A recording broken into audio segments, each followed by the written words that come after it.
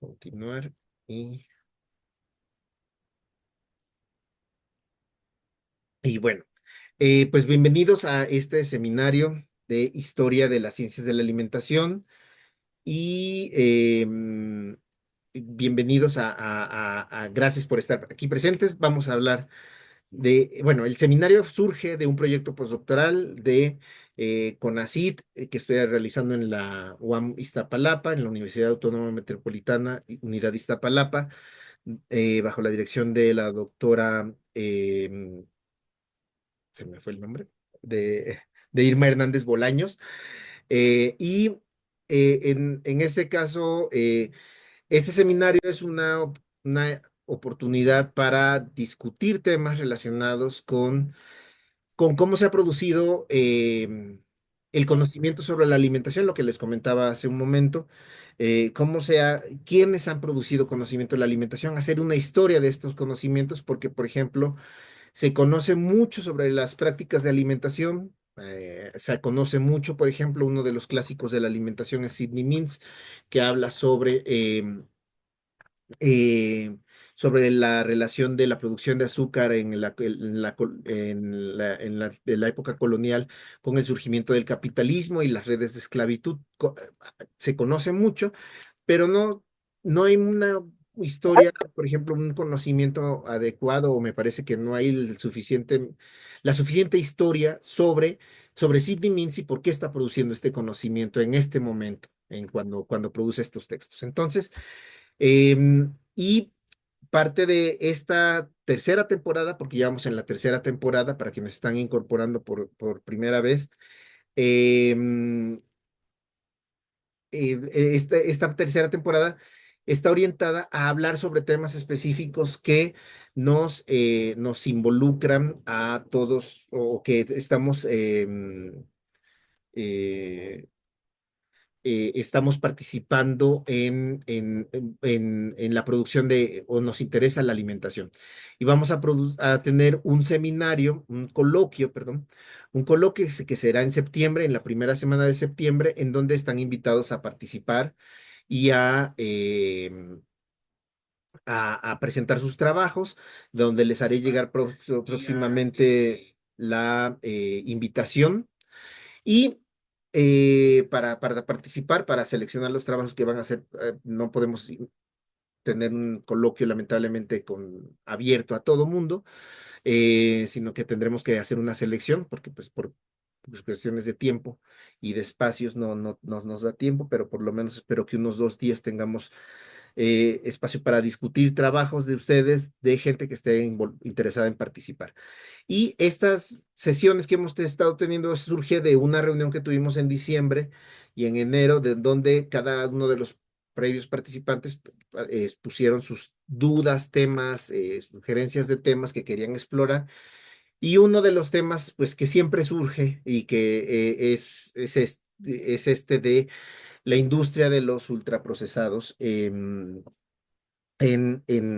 nuestro sistema alimentario, ¿no? ¿Cómo estamos pensando nuestro sistema alimentario en un momento en donde dependemos totalmente, o bueno, pareciera que dependemos totalmente, o esa es parte del debate, de esta producción industrializada de alimentos masiva en manos de compañías?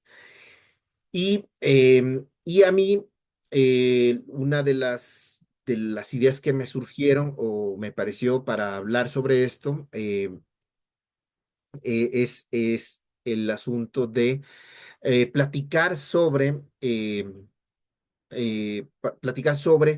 la ignorancia, que me parece que es uno de los temas que han estado presentes en las últimas ya décadas en los estudios de ciencia y tecnología, para hablar sobre las prácticas que se tienen en las empresas sobre no la producción de conocimiento, sino la producción de ignorancia, y que se intersecta de alguna manera con lo, con lo que pusimos a leer. Y por eso la idea de la ignorancia como un espacio para la investigación es la agnotología, que es el texto que le sugerí que leyéramos en Porter, em, en Proctor, que él habla sobre cómo surge el concepto de agnotología como este estudio sistematizado sobre los diferentes mecanismos y prácticas de la producción de ignorancia. Entonces, y también los otros, bueno, ahora vamos a ir uno por uno, pero los otros textos también nos hablan de alguna manera de este tipo eh, de, de, de ausencia de conocimientos o de generación de prácticas que van a aumentar la ignorancia. Em, Ahorita les voy a decir el texto, por ejemplo. Bueno, pasemos si quieren a iniciar ya formalmente. Bienvenidos todos otra vez. Y voy a hacer una pequeñita introducción más o menos de por qué me surgió la idea eh, de hablar sobre esto. Y Y vamos a hablar también, obviamente, de lo que está sucediendo en este momento, ¿no? Del involucramiento de las empresas en la producción, eh, en, en las políticas públicas de salud dirigidas a los infantes, ¿no? A los niños, eh, porque es una mala idea tener a las empresas ahí involucradas, desde mi punto de vista y desde varios, no solo yo, sino que mucha gente que ha estado estudiando estos temas considera que no es adecuado tener a una empresa involucrada en el diseño, propagación y financiamiento de políticas públicas, de investigación científica y demás. Entonces, em, el texto de Proctor nos habla de tres tipos de ignorancia. No quiero que sea esto una clase, nada más voy a hablar de tres cosas de unas cosas muy básicas para quienes leyeron los textos. De tres tipos de ignorancia, ¿no? Por un lado es la ignorancia como un estado nativo, como una ausencia de conocimiento real de algo que no desconocemos realmente, de que no se sabe qué pasa, la ignorancia fructífera, la ignorancia útil para la producción de conocimiento. No se sabe algo y la ciencia va a llegar a producir conocimiento sobre esto, ¿no? Por otro lado, Proctor, esta es la ignorancia que los científicos usualmente consideran la adecuada, ¿no? La útil y la única ignorancia que existe. Por otro lado está la ignorancia como una realidad perdida, o la selección de qué se puede conocer o qué no. Y nos pone como ejemplos, por ejemplo, el uso de abortifacientes en la América prehispánica, y el conocimiento sobre estos abortifacientes, que se pierde en algún momento, que no pasa a el canon del conocimiento occidental que luego vamos a incorporarnos como parte de él, ¿no? Pero otros conocimientos sobre plantas nativas, conocimientos medicinales, sí entran a este corpus de conocimiento. Entonces ese conocimiento se pierde totalmente. O la quema de la biblioteca de Diego de Landa, o eh, eh, la biblioteca maya, donde Diego de Landa llega y la quema en 1562, ¿no? En donde ese conocimiento se pierde para siempre. Entonces ahí es ese otro tipo de ignorancia, no es el de ausencia, sino de una realidad perdida. Es un conocimiento que se perdió. Y finalmente, que es la que más nos interesa, o al menos creo que es la que más se relaciona con el tema de la producción de alimentos ultraprocesados o de alimentos chatarra o alimentos junk foods, como le dicen en inglés, es, es la producción activa de la ignorancia. La producción activa de la ignorancia que es deliberadamente construida. Es decir, hay un interés en construir ignorancia y nos habla de unos tipos de ignorancia, por ejemplo, los secretos industriales, los secretos que no se quiere que se sepan, o las prácticas de ciertas empresas para producir duda, ignorancia, desconocimiento sobre algunas prácticas. Y en este caso, y por eso me parece que esto eh, engloba perfectamente, o suma perfectamente a lo que ha trabajado Marion Nessel, que es el otro, uno de los textos que dejé a leer, o que para la discusión ahora, que ella ha trabajado cómo se ha inmiscuido la industria de los alimentos en la producción de políticas públicas sobre alimentación, y en el libro que sugerí que leyeran un capítulo, es cómo las empresas han estado involucradas en la creación de desinformación o ignorancia alrededor de los alimentos que ellos mismos están produciendo. Es decir, hay intereses que no son los mismos que los de los científicos, que no tienen un interés económico necesariamente en la producción de conocimiento, y que eso va en contra de alguna manera de las prácticas de producir conocimiento válido, y que generan duda, que generan incertidumbre sobre el conocimiento que se tiene sobre los alimentos chatarra, ultraprocesados, sobre la salud, sobre los impactos en la salud, sobre las consecuencias a largo plazo del consumo de ciertos ingredientes, en donde dice Nessel, hay una deliberada necesidad de construir esta ignorancia para que no afecte los intereses económicos de las empresas. Y bueno, entonces he ahí el por qué lo que hacen es y lo que hacemos muchos de nosotros que estamos involucrados en esto es tratar de ver cómo la producción de conocimientos científicos también ha estado surcada por estas prácticas de generación de ignorancia. Em, y bueno, finalmente, y bueno, no finalmente, sino el otro texto que quería leer, que era bueno, está el artículo de el artículo del New York Times donde habla sobre las prácticas deliberadas que tienen las industrias alimentarias en Estados Unidos para orientar la investigación científica totalmente, ¿no? Y de eso podemos hablar más adelante de todo esto. Pero el otro texto que me pareció interesante porque se relaciona con esta producción es cómo hay ciertas ideas que van proliferando y van circulando, y muchas veces lo hacemos y sin pensar, sin analizar realmente si son sin verificar la fuente de la idea.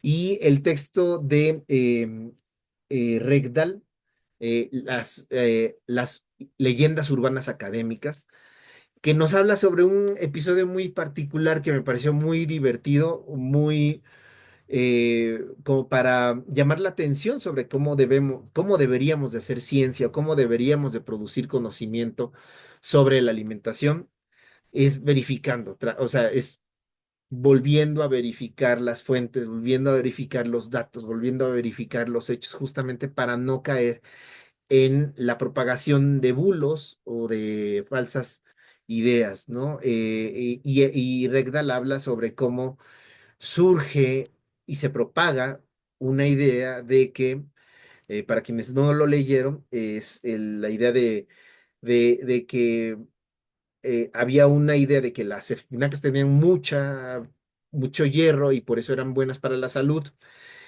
Y un autor publica, dice, bueno, pero eso está desmentido porque fue debido a un error en un punto decimal.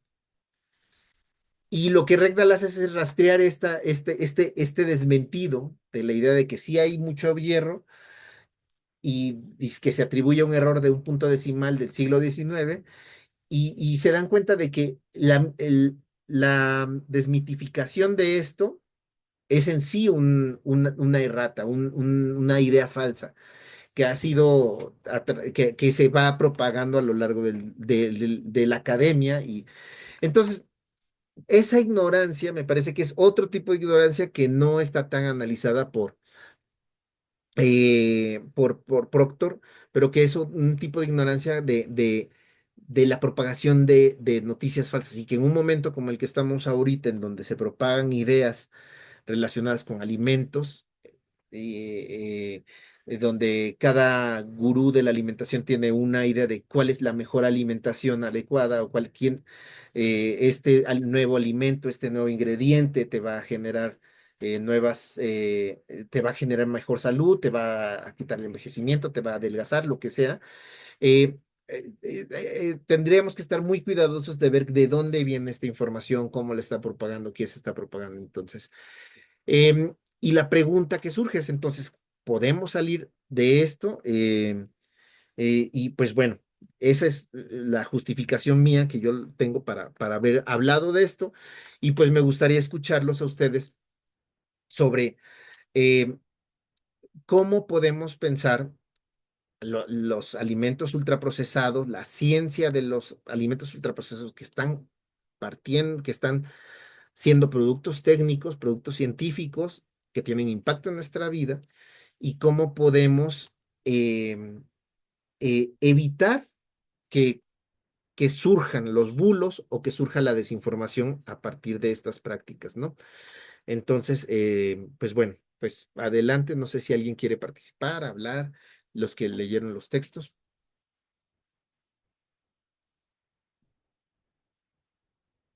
nadie quiere participar. Blanca. Gracias, Joel. Muchas gracias. Bueno, en lo que los demás se animan a conversar, yo debo confesar que no tuve tiempo de leer todos los textos. Me emocioné tanto de ver la invitación al seminario que no me fijé que estaba el link para ver los textos hasta hoy en la mañana. Pero bueno, voy a centrarme, Joel. Anita, hola, qué gusto verte. Me da mucha alegría volver a encontrarme con nuestros colegas.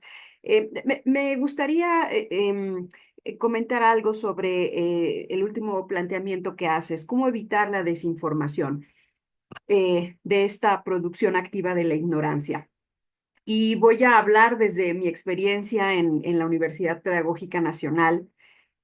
Ahorita que te escuchaba, saltaba de mi corazón, se latía muy fuerte y estaba muy emocionada porque precisamente una de las cosas que en la Universidad Pedagógica Nacional trabajamos con dos tipos de alumnos, estudiantes de las carreras de pedagogía y psicología educativa, que eventualmente, digamos, se están formando como pedagogos, como psicólogos educativos, que eventualmente se habrán de integrar al sistema educativo mexicano. Y nuestro otro grupo de alumnos de maestría y doctorado son alumnos fundamentalmente profesores en servicio. Es una condición, ¿no? Sobre todo para la maestría, profesores en servicio, docente.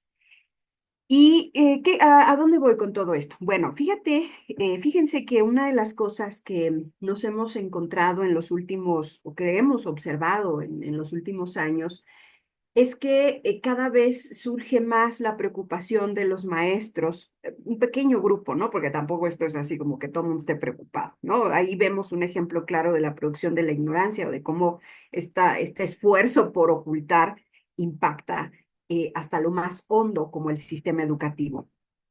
Lo que hemos visto, lo que por ejemplo refieren los profesores en servicio, es que cada vez es más evidente que desde luego ha aumentado el consumo de alimentos procesados en las escuelas.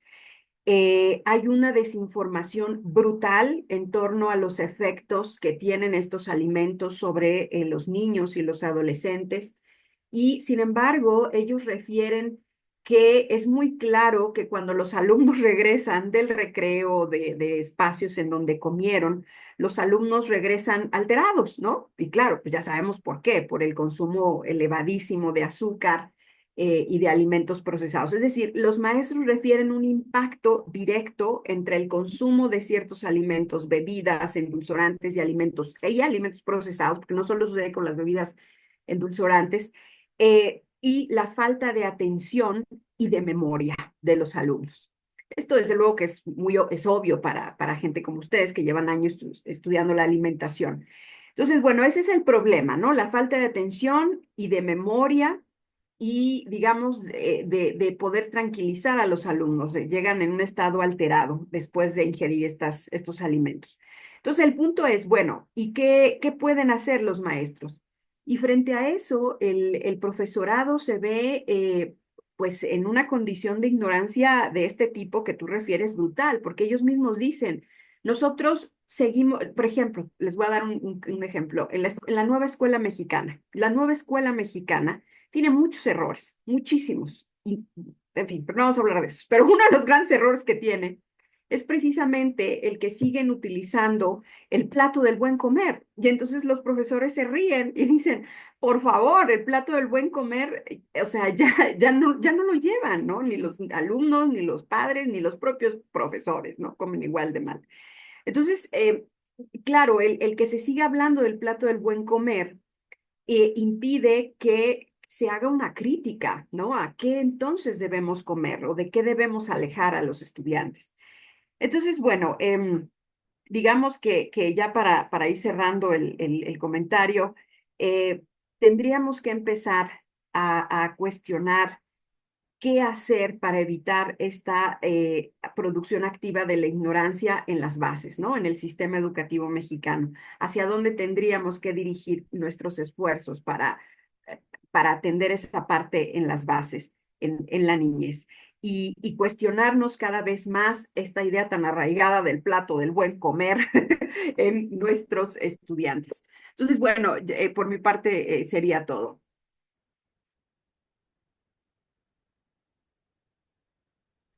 Gracias, Blanca. Edgar, Luis Edgar. Eh, Hola a todos, Joel, ¿cómo estás? Em, bueno, creo que me pareció muy interesante las lecturas, o sea, bueno, solo no alcancé a leer la del New York Times, un poquito larga y no, esa ya no pude, pero me pareció muy curioso cómo sí se relacionaban bastante, ¿no? Estas lecturas. Eh, y bueno, eh, o sea, bueno, tú sabes que a mí me interesa un poco esto de la ignorancia, sobre todo que soy creyente de que la propia producción de conocimiento, evidentemente, al mismo tiempo crea su gemelo, ¿no? El otro lado de la moneda, que es esta ignorancia, que creo que es un poco a lo que se refería Blanca, ¿no? Creo que este caso del buen comer más bien es seleccionar una cosa y omitir otra, ¿no? O sea, no entraría en esta producción activa como lo dice Proctor. Eh, pero bueno, me agradó bastante ver cómo las palabras que dice Robert tienen, bueno, él mismo y en ese libro, ¿no? Ya hay como un ejercicio muy grande de ver cómo las industrias, las empresas crean ejércitos de científicos para crear esta duda, ¿no? Este negocio de la duda, ¿no? Incluso él mismo menciona, ¿no? Esta cuestión del cambio climático, de, bueno, yo agrego los plásticos, ¿no? Esta cuestión de el tabaco, etcétera. Pero me pareció muy curioso ver sobre todo la primera lectura, la de Nestlé, que creo que es bastante evidente ver cómo existe una investigación o un financiamiento más bien hacia científicos que logran sesgar en algunos casos la investigación, ¿no? Por ejemplo, bueno, para los que no lo leyeron, yo agregaría nada más algo que creo que es importante, porque nos muestra cómo hay tres diferentes grupos, bueno, más de tres, pero bueno, los del azúcar, productores del azúcar, productores de jarabe de maíz, por ahí se mete con dulces, con dulceros y con chocolateros, y cada uno al mismo tiempo está creando grupos de científicos para demostrar que lo que ellos hacen es sano, ¿no? O por lo menos es menos dañino que el enfrente, ¿no? Para poder vender más. Entonces me parece muy interesante verlo como, me parece que eran el jarabe de maíz, si no mal recuerdo, esta asociación, que uno de los científicos que encabezaba este grupo decía que tenía que mandarle, ¿no? El escrito científico a sus jefes, ¿no? A los que pagaron la investigación y que ellos les daban sugerencias, ¿no? O sea, realmente editaban, ¿no? Sus resultados, ¿no? Entonces acá vemos claramente como una intención capitalista, ¿no? Económica, política en algunos casos, está sesgando la supuesta eh, la supuesta pureza, ¿no? De la ciencia. Pero también hay un caso, creo que es el de los chocolates, si no mal recuerdo, los dulces de barra ya no recuerdo muy bien, pero de los últimos que dice, donde, no, creo que fue la miel, ¿no? Donde el grupo de científicos pues le dijeron, no, pues es exactamente lo mismo, ¿no? Entonces ahí me parece bastante interesante porque entramos también al tema de la ética científica, ¿no? De este ethos del científico que él va a tomar la decisión de si se ajusta a la agenda de quien le está pagando, del promotor, del jefe, o si se ajusta a su propio, a lo que él considera, ¿no? Su propia vocación, ¿no? Por otra parte, lo que quería comentar es que ya se me fue, esperen, déjame ver si lo recuerdo, pero tenía que ver con un poco con lo que acaban de decir. Sí, que creo que ya en el caso de México y en este debate tan fuerte que hay, pues también estaba pensando que creo que hace falta una alfabetización científica, ¿no? Es decir, que la mayoría de la población tengamos un conocimiento mínimo, ¿no? Aunque sea de estos temas, ¿no? Porque, por ejemplo, los textos hablan de sacarosa y hablan de no sé qué y de no sé cuál y de no sé cuánto, y pues no sé qué porcentaje de la población, si escucha o lee este texto, aunque sea de una forma divulgativa, va a lograr al 100% como comprender el daño o el bien que le está generando al cuerpo, ¿no? Y digo, más allá de otras prácticas, ¿no? Que tienen que ver con, específicamente, ¿no? En la escuela. Recordaba al principio de este año, me enteré también así por una noticia en New York Times que en Estados Unidos, por ejemplo, algunas escuelas públicas que estaban en bancarrota aceptaron patrocinio de empresas privadas, ¿no? Entonces McDonald's, Coca-Cola y demás inmediatamente le soltaron $500,000 cada semestre para costear la educación y pues la única diferencia es que al lado del pizarrón pues hay un letrero enorme de Bebe Coca, ¿no? Ve a McDonald's. Entonces me parece muy interesante que también esto está entrando de otras maneras, o sea, no solo ciencia, pero que también está este juego un poco a lo que tú dices, ¿no, Joel? De que los propios empresarios están en esta cuestión de los lonches, ¿no? Y bueno, ese sería mi comentario ya.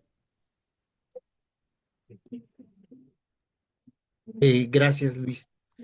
Sí, o sea, justamente aquí lo que hemos hablado, por ejemplo, lo que ha mostrado José Tenorio, que lo conocemos, quienes estuvo la sesión anterior y estuvo en una presentación de un libro hace poco, donde la doctora María de Marial Marchi, nuestra querida doctora Marchi, lo comentó. Lo que habla es cómo justamente las empresas van produciendo, dicen, no vamos a tener alimentos ultraprocesados, vamos a sacar, porque hay una idea de la alimentación chatarra, ¿no? Se saca la alimentación chatarra de las escuelas, hay por medio de ciertas dinámicas, políticas públicas que se generan, etcétera, pero las empresas logran otra forma de entrar a la escuela y que es la producción o la venta de agua, porque el agua es sana, ¿no? Entonces ahí dejan de vender, o sea, las ganancias son mayores inclusive que para la empresa que de la venta de alimentos ultraprocesados. Entonces justamente ahí hay una dinámica ahí donde están interviniendo las empresas en la presión de políticas públicas donde dicen, bueno, sí, pero ustedes no tienen agua potable, entonces vamos a venderles agua potable embotellada, que la ganancia es para ellos mismos, ¿no? Entonces es un círculo un tanto vicioso sobre la política del plato del bien comer, pues bueno, a mí no me parece que sea tan mal la idea de enseñarles con el plato del bien comer. Me parece que es una opción, quizás ya no es la más adecuada en este momento, como dices, Blanca, eh, pero quizás tiene que ver con la forma en que se hacen las políticas de alimentación en este país. Em, para quienes no son de acá de México, por ejemplo, la norma oficial mexicana, donde se regula la distribución de alimentos, la política pública de mercadotecnia de los alimentos para los niños, eh, la produce Secretaría de Salubridad y Asistencia, porque se supone que es una política de salud. Pero en la discusión para lograr esta política de salud pública, están presentes las empresas, participan representantes de las empresas. ¿Por qué? No lo sé. O sea, ¿por qué hay una decisión de tener participantes de las empresas en políticas públicas? No lo sé. Y se supone que están contrarrestados porque ahí están los representantes de la Secretaría de Salud y Asistencia, están los representantes de institutos, del Instituto Nacional de Salud Pública, los representantes de instituciones académicas interesadas o que tienen vínculos con la alimentación, como por ejemplo la Facultad de Química. y los representantes de las empresas. Entre todos ellos delimitan cómo van a generar o cómo va a producirse la norma oficial mexicana relevante para los alimentos o dedicada a los alimentos, que en este momento me parece que es la 051, si no estoy mal, pero bueno, eso es un dato que se puede buscar, ¿no? El problema es justamente por qué tenemos que invitar a los representantes de empresas. Y, y también la academia se supone que, como menciona Mariones, se supone que debe de tener unos valores eh, de estar alejada de los intereses de los intereses económicos de las empresas, pero por ejemplo, la academia que invitan a participar en la deliberación es la Academia de la Facultad de Química, la Facultad de Química de la UNAM, de la Universidad Nacional. Y la Facultad de Química de la UNAM recibe una cantidad de recursos por parte de la industria de los alimentos porque hacen química de alimentos, hacen una ciencia de los alimentos tiene intereses y vínculos directos con la industria. O sea, para la ciencia de los alimentos está dedicada a la industria, o sea, produce estudiantes, investigadores y trabajadores para la industria, para investigar más, para mejorar los productos, etcétera. No necesariamente para la salud pública. Entonces, invitan a los representantes de Facultad de Química, donde el Premio Nacional de Ciencia y Tecnología de Alimentos, que se da en México, está financiado por Coca-Cola. Cuando inició ese mismo premio, era el premio Coca-Cola, Premio de Ciencia y Tecnología de Alimentos Coca-Cola. Ya, eso fue en los 90, ahora ya se le quitó el apellido Coca-Cola, pero sigue siendo financiado por ellos. ¿Qué investigaciones van a ser relevantes? Las que generen utilidad para la empresa. Entonces, la academia está involucrada directamente, consciente o inconscientemente, como dice Mario Nessel, en, en, en estas dinámicas con la industria alimentaria, ¿no? Eh, entonces, esto es bien problemático. Entonces, claro, la política pública dice una cosa de que va luchando para más o menos hacer algo, pero también están incorporándose ahí ciertas cosas por parte de la industria, entonces es bien complicado. Y ahora, el plato de la alimentación, del plato del buen comer, sí ya está un poco obsoleto, pero ¿quién va a decirles que mejor metan o que deberían de incorporar un sistema de clasificación de alimentos más adecuado y más útil, desde mi punto de vista, como el sistema NOVA, que producen, que se genera en Brasil, ¿no? De los alimentos, en donde se crea la categoría de alimento ultraprocesado o se incentiva la categoría de alimento ultraprocesado para distinguirlo de otros alimentos que son tradicionales, pero que en otras clasificaciones de alimentos, como alimentación chatarra o junk food, estaban clasificados ahí mismo, ¿no? Entonces,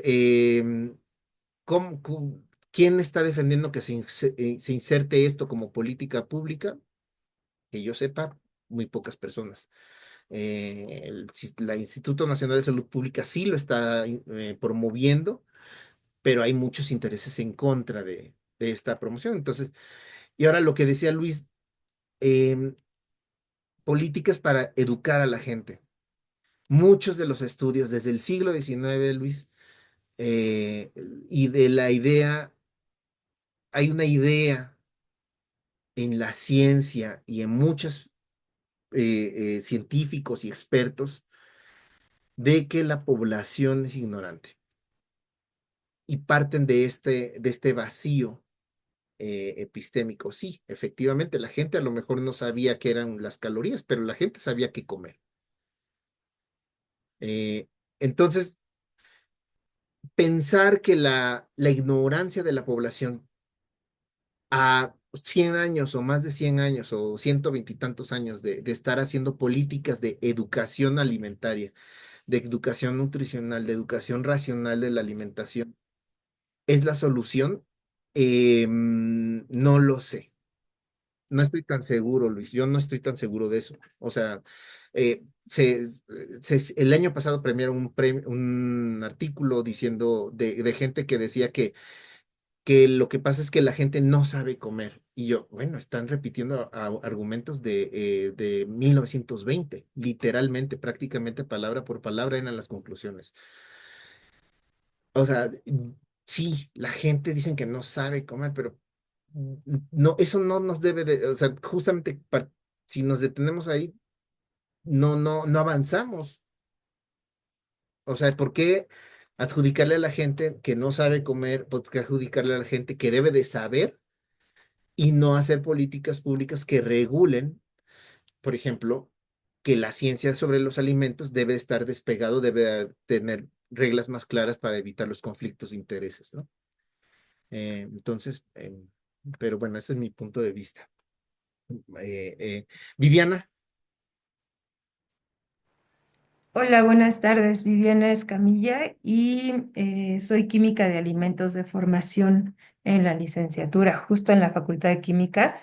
Y sí, confirmo que es la NOM 051 la que está vinculada con el etiquetado, un etiquetado que debe ser honesto y transparente para los consumidores y consumidoras de México.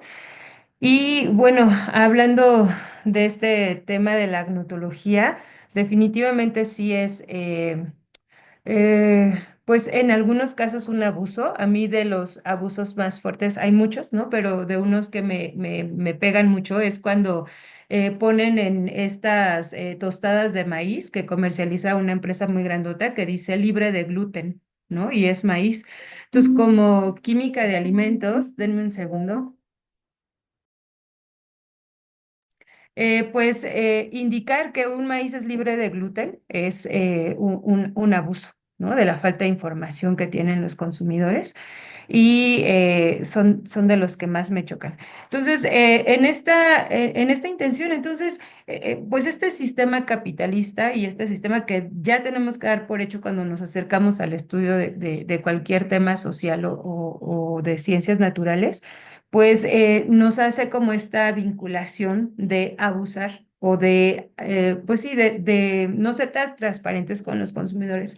Y por otro lado, cuando el consumidor, con esta iniciativa a nivel Latinoamérica acerca de indicarles a los consumidores que están consumiendo exceso de calorías, exceso de azúcares, exceso de grasas, exceso de sodio, de todos modos, observamos sí que parte de la población tiene como este esfuerzo de retirarse de este tipo de productos cuando se les hace evidente a través de los sellos qué es lo que están consumiendo. Pero hay otros que a pesar de eso dicen, no importa, ¿no? No sé si ya está cuantificado cuánta población sí migró al haber conocido estos sellos, migró hacia una selección de otro tipo de alimentos. No tengo esa cuantificación.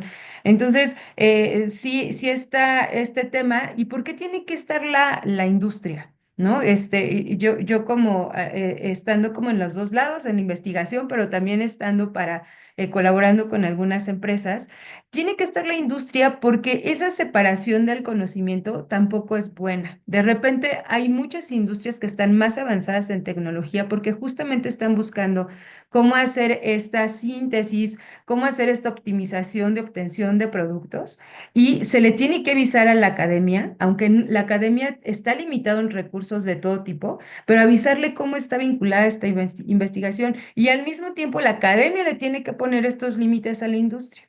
Entonces, por eso es importante que estén ahí, ya que esta red, industria, investigación académica, esté viciada con otros intereses, ese ya es otro tema. Pero sí es importante que estén vinculados para intercambiar información y que se pongan estos límites a la industria. Ustedes no saben, o bueno, seguramente sí saben, pero todo el estrés que causó esta política de los sellos. Bájale a formulaciones, cámbiale, bájale el sodio, ¿qué le cambias al sodio por el potasio? Mete la sucralosa, no, bájale métele monk fruit, ¿no? Entonces, todo este movimiento de formulaciones que se hizo, sí fue gigantesca en todos los niveles de alimentos industrializados. Entonces, sí tiene que estar la academia ahí, insisto, si evitando, ojalá y se pudiera evitar esta situación en la que se abuse y haya otro tipo de corrupción en este vínculo academia-industria, ¿no? Y que haya este favoritismo hacia la industria cuando la academia le puede entregar cierta información que puede usar de otro tipo. Estamos buscando que, o bueno, se busca que sea objetiva y que realmente se pongan estos límites. Otro problema que tenemos en México y muchos otros países es la dosis. ¿Por qué en México de repente tenemos exceso de alcohólicos y en otros países de consumo de vino no hay alcoholismo? Porque dice por ahí un amigo enólogo, ¿no? Porque México en un fin de semana se acaba el vino y el alcohol que se deben de consumir en 2 semanas, ¿no? Es esa dosis y ese no detenerme. Entonces, no es, y ya lo decía Paracelso, no es el veneno, pues es la dosis. Probablemente si aprendemos en esta parte de acercarme a esos alimentos ultraprocesados, porque la industria hace su labor, los hace muy ricos, ¿no? Para algunas personas, el chocolate o el postre o la pizza o lo que sea que cada uno de nosotros nos guste, lo hace muy rico. Entonces, ¿por qué no hablar de dosis también, aparte de esta situación? Y pues está otro gran esfuerzo que deberíamos de tener todos y todas por acercarnos o hacer esta alfabetización que yo digo nutrimental, pero también sensorial, de decir, bueno, ¿a qué sabe un jitomate con sal? En lugar de entregarte un totopo con aceite y salsa, no sé, ¿no? Empezar a hacer como esta búsqueda de otro tipo de alimentos que podamos acercar desde las infancias y que pues podamos ir creciendo en la adultez. Muchas gracias. Gracias, Viviana. Sí, y bueno, yo no estoy diciendo, me parece que no se está diciendo que la academia no participe en la industria, o sea, simplemente que los conocimientos producidos, por lo general, o lo que nos han mostrado otros estudios que están más sustentados, en México el problema es la transparencia, ¿no? No hay una obligatoriedad de decir, a mí me patrocina tanto, ¿no? O sea, eh, la academia no está obligada necesariamente a decirlo, a pesar de que ya hay eh, cada vez mayores mecanismos para evidenciar los conflictos de intereses, pero no todo el mundo los hace explícitos. Em, entonces, sí, la academia, por ejemplo, la ciencia de los alimentos está dedicada a la producción de alimentos, o sea, se generan más, mejores productos y todo esto, pero el problema, y en parte lo decía en el artículo del New York Times, este periodista, que es justamente, el artículo ese es uno de los que empiezan, bueno, no que empiezan, pero sí que hacen más masiva la crítica hacia la industria de los alimentos, de las prácticas de corrupción que se hacían o que se hacen, de cómo la ciencia va diseñando mejores productos, la ciencia de los alimentos va diseñando mejores productos para aumentar el consumo.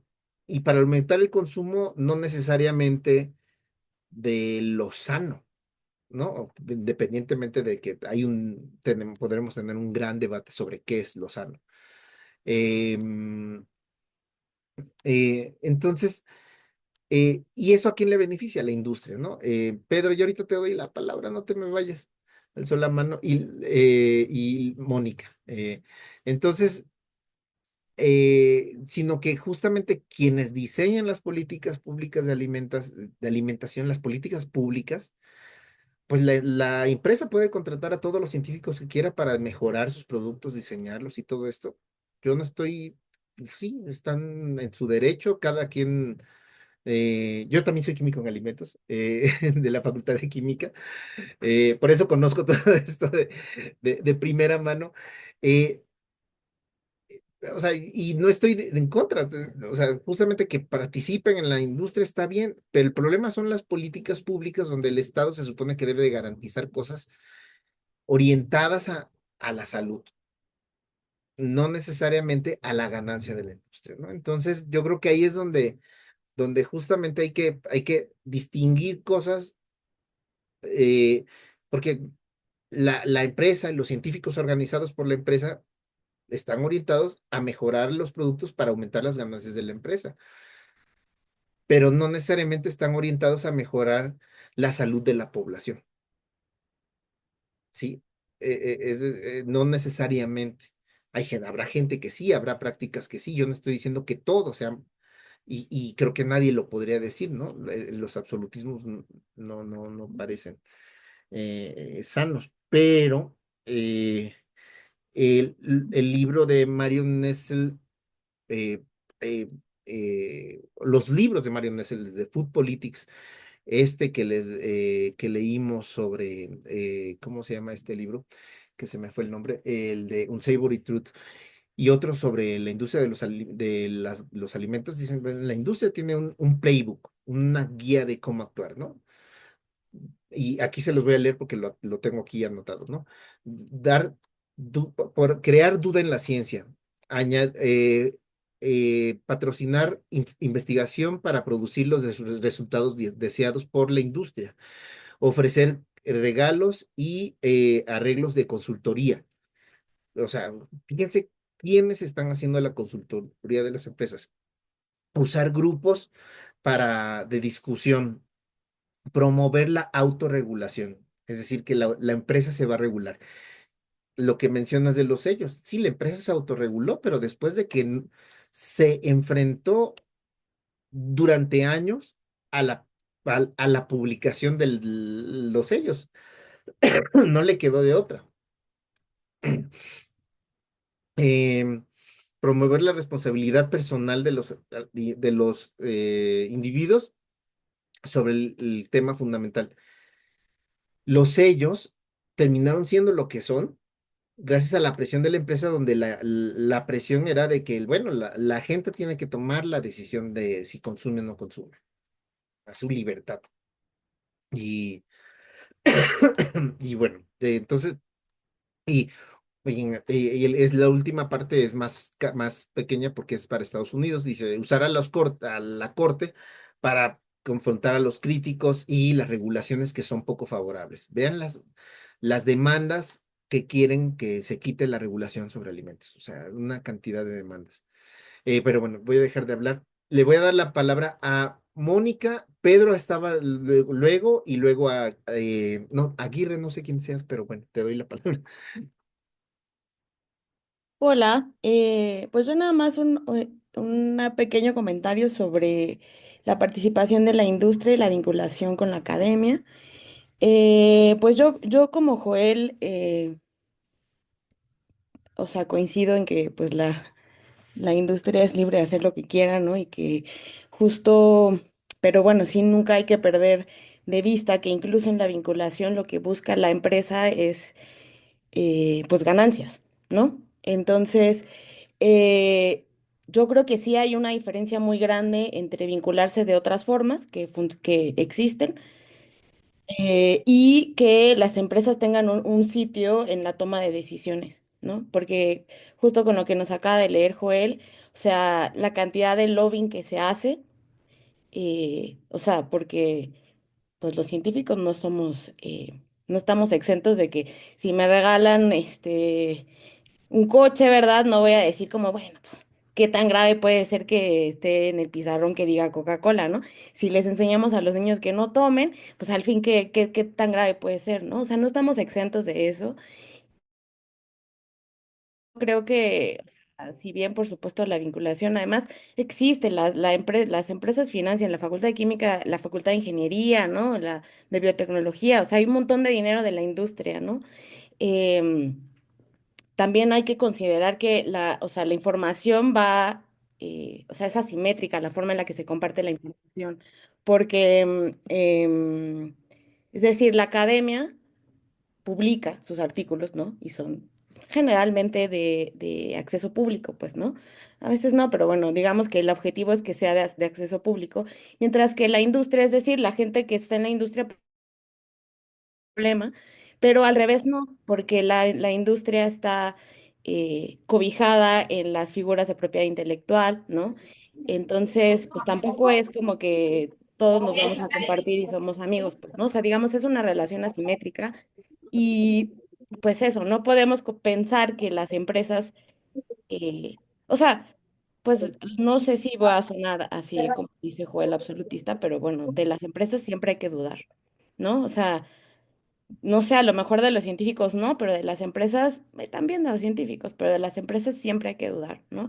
Y más empresas que tienen, o sea, empresas como las refresqueras, ¿no? Las de agua, ¿no? O sea, se están haciendo millonarios con extrayendo recursos, ¿no? O sea, como dice Joel, no solo, ahora ya no solo es el refresco, es el agua, ¿no? O sea, ¿de dónde sale el agua de Bonafont, por ejemplo, ¿no? Entonces, eso era mi comentario. Gracias, Mónica. Pedro, luego Aguirre y luego Douglas Elías, que te había visto, pero te desapareciste un momento. Hola, buenas tardes a todos y a todas. Precisamente la compañera, bueno, creo que ya se retiró, pero hablaba de la reformulación, que precisamente muchas de las personas se quejaban del etiquetado de, bueno, es que ya sé que el refresco tiene mucho azúcar, ya sé que estas donitas o este pan o este lo que sea tiene mucho azúcar, pero también algo de lo que se buscaba era que se ofrecieran mejores productos, ¿no? Que es como estas dos grandes partes de la política, que en muchas ocasiones la reformulación es lo que queda afuera. Y también sobre la parte de conflictos de intereses, también la compañera comentaba la parte del alcohol, que creo que no se ha podido o no se le ha dado como el foco a la regulación, pero también tiene que ver con este concepto de las puertas giratorias, ¿no? O sea, quien era, bueno, no me acuerdo, líder de qué empresa, luego fue secretario de salud y luego tenía como estas, entraba y salía de estos puestos de poder, donde pues en temas de política pública pues nunca se le iba a dar esa atención al alcohol, aunque realmente fuera tal cual un problema de salud pública. En cuanto a las invitaciones a debatir estas políticas públicas entre la academia y algunos otros organismos y otros cuerpos, no siempre llega la industria como tal a decir, hola, yo soy la industria, ¿no? Sino que también hay estas otras, pues no sé si decir jugarretas, bueno, estas otras opciones como de las organizaciones fachada, ¿no? O sea, por ejemplo, se va a debatir algo sobre maíz, ¿no? Y entonces llega la solicitud del grupo de, no sé, del Grupo Interamericano del Desarrollo de los Cereales, y pues detrás de ellos está la industria, ¿no? Y tienen varios caminos para meterse y proponer cosas o reformular algunas redacciones para aprovechar precisamente esas lagunas que quedan en las normativas o en la regulación o en algunas leyes, y así es como se van metiendo, ¿no? Y también ligándolo con los mitos y bueno, también con los conflictos de interés, los ejemplos de Nestlé, ¿no? Hace poquito se firmó no me acuerdo si hace 1 o 2 años, un, eh, un acuerdo entre la Secretaría del Trabajo y Nestlé de que a tener como iban a liderar toda la parte de educación en materia de lactancia materna, e iban a poner lactarios y demás, y era pues como un oxímoron, ¿no? Prácticamente de que Nestlé estuviera haciendo esas cosas. Y ya nada más para comentarlo, bueno, hablando de mitos y alimentación y sobre lo de las espinacas y los puntos decimales, hay un libro que se llama Sistema Mexicano de Alimentos Equivalentes, que usamos los nutriólogos para calcular las porciones. Ahí vienen unas papas, bueno, los Doritos Incógnita con 15 gramos de proteína. Obviamente esto pues, no es real, pero digo ya mal pensando y demás, quién sabe cómo se les haya ido ese error. Y yéndonos más para atrás en términos de pediatría, seguramente han escuchado este mito, o bueno, sí, es un mito también, de que a la bebé o la bebé se debe de pegar cada 3 horas. Y ese mito tiene que ver con una teoría del tanque de gasolina de un pediatra que contrató Rockefeller y le decía, oye, es que las mamás se me están yendo a lactar, o sea, ¿qué hago? Ah, pues aquí me invento esta cosa de que los bebés tienen que comer nada más cada 3 horas, 15 minutos, y pues ya es la recomendación que damos. Y en ese entonces, Emmett Holt, que era creo que el presidente del Colegio de Pediatría de Estados Unidos, pues era lo que mandaba, y entonces lo que decía era prácticamente ley, y así fue como se fue encumbrando ese mito en torno a la lactancia materna y las 3 o 4 horas que se debe de dejar al bebé o la bebé para que consuman. Y bueno, creo que son mis comentarios. Muchas gracias. Gracias, Pedro. Douglas, Douglas o Elías, ¿cómo te?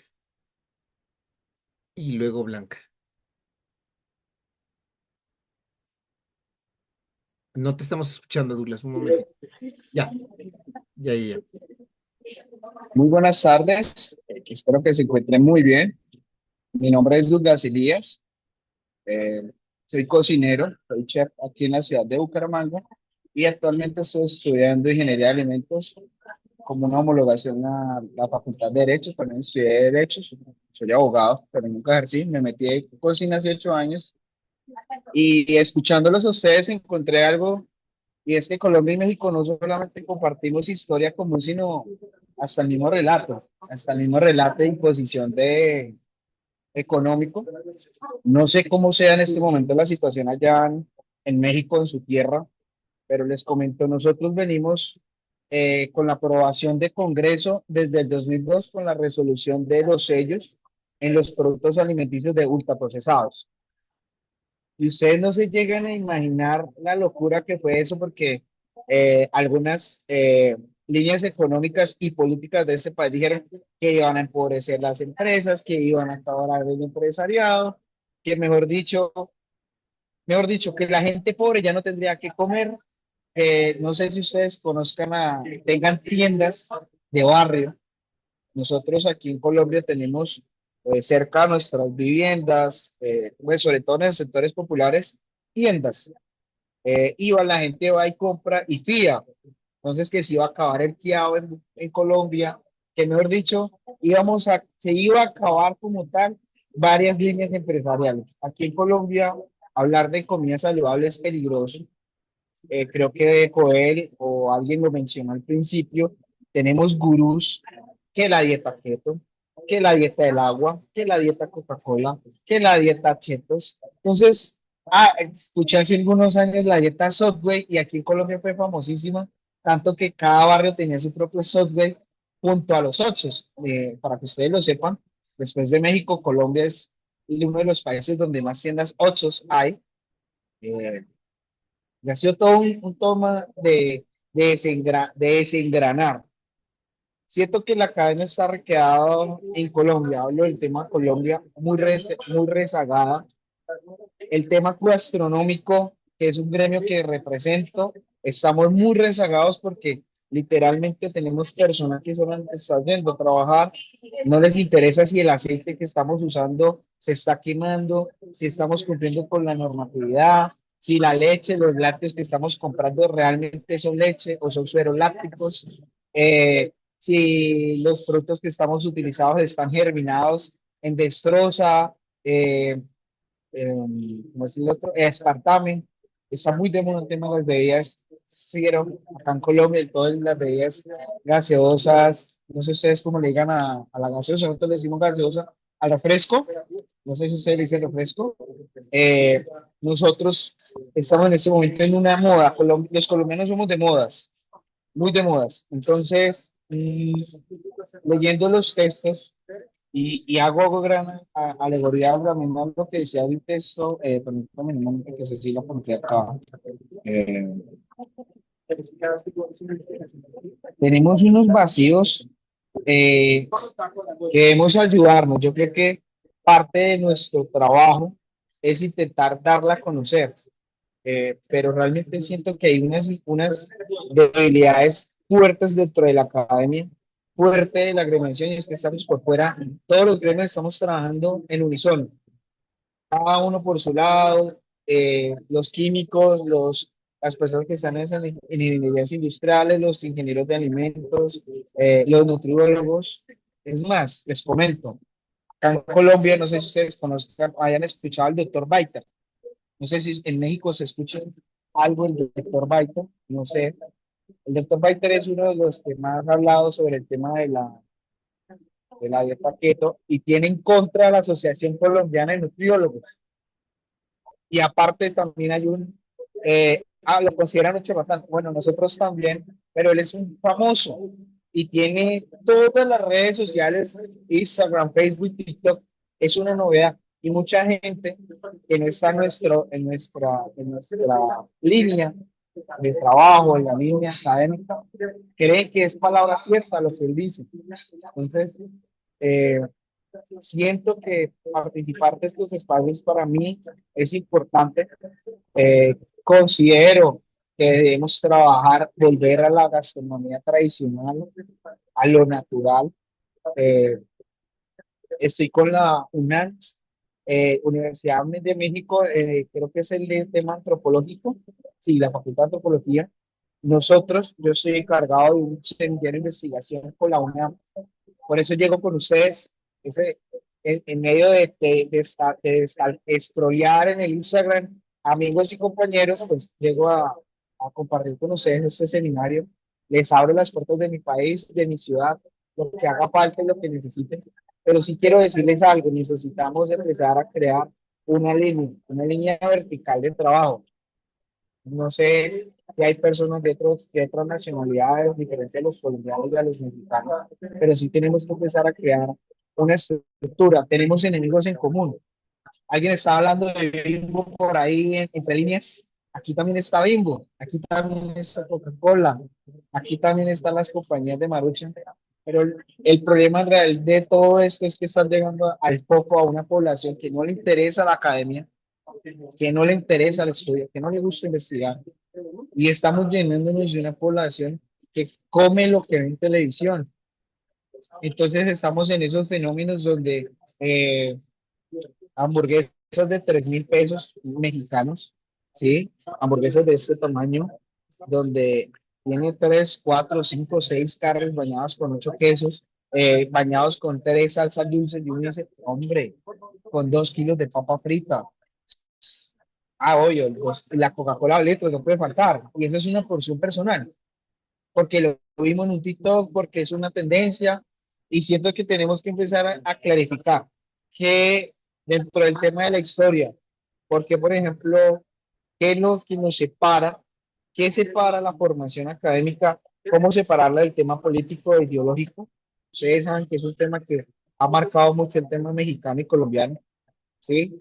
Aquí es una lucha de clases. Aquí tenemos en este momento en mi país, tenemos un tema de lucha de clases porque creemos que los ricos y los pobres somos, o los ricos son de derecha y los pobres son de izquierda y el que piense lo contrario, aquí también lo funan, pero funan no virtualmente.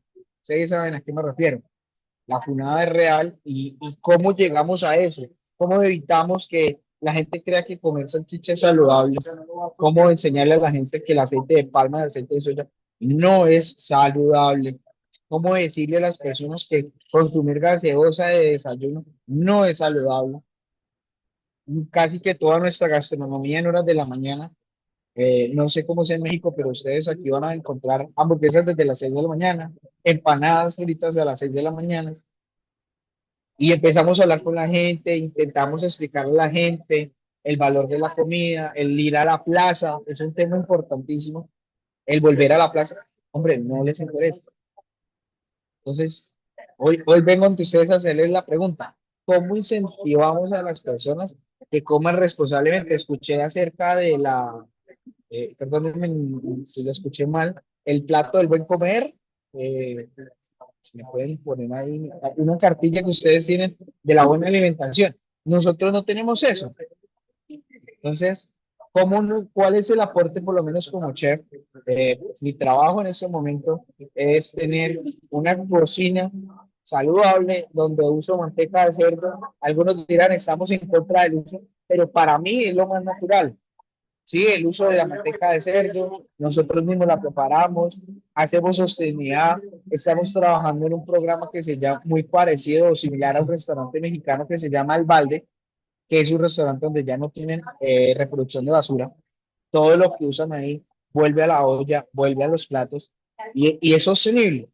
Entonces, ¿cómo llegamos no solamente desde la línea histórica, antropológica, de ingenierías o de tecnología, sino cómo le abrimos y nos aperturamos a las personas para dejar de utilizar los términos técnicos y empezamos a usar un término, nosotros aquí en Colombia usamos un término, no un término genérico, sino un técnico de rumiante, que sea para todos, que pueda entenderlo la persona más calificada y una persona campesina, un ciudadano común. Esa es una de las preguntas que quiero compartir con ustedes y es, ¿qué puedo hacer yo desde mi especialidad, desde la cocina, que más que ser un estudiante de ingeniería o ser una abogado, yo soy es cocinero.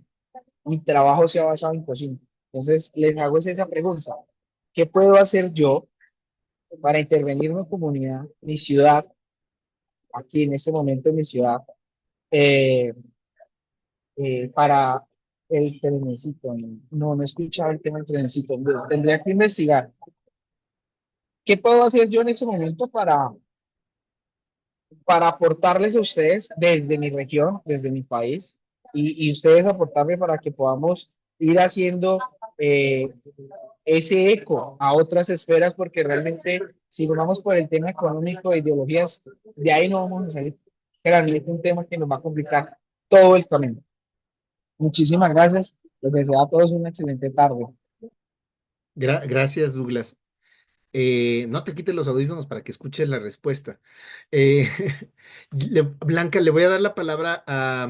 nada más te veo como Aguirre, pero no sé cómo te llamas, no me acuerdo cómo te llamas, pero y luego te doy la palabra a ti, Blanca, porque Aguirre había levantado la mano, pero había salido.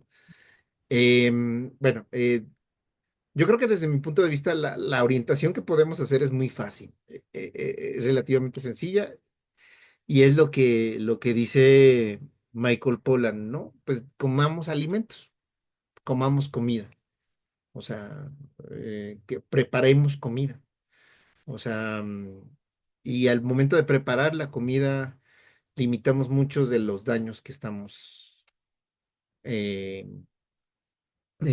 generando gracias a la industria, ¿no? Que provienen de los alimentos ultraprocesados. Y ojo, también no todos los alimentos procesados son malos, negativos, ¿no? O sea, hay cosas, me parece que son. Y te veo atrás con los vinos, tenemos que ir a Bucaramanga definitivamente, hay que organizar un seminario allá, pero justamente son alimentos que no necesariamente su consumo está asociado con los problemas de salud que tenemos ahora, ¿no? Entonces, pero bueno, es una discusión más amplia, pero hagamos comida, o sea, preparemos la comida. Aguirre y luego Blanca. Sí, bueno, muchísimas gracias. Me parece muy interesante este seminario, además porque tiene miradas de diferentes áreas. Pues mi nombre es Adriana Aguirre, yo soy nutricionista, magíster en políticas públicas y actualmente estoy dirigiendo el programa de nutrición de la Universidad del Valle, que es una universidad pública en el suroccidente colombiano.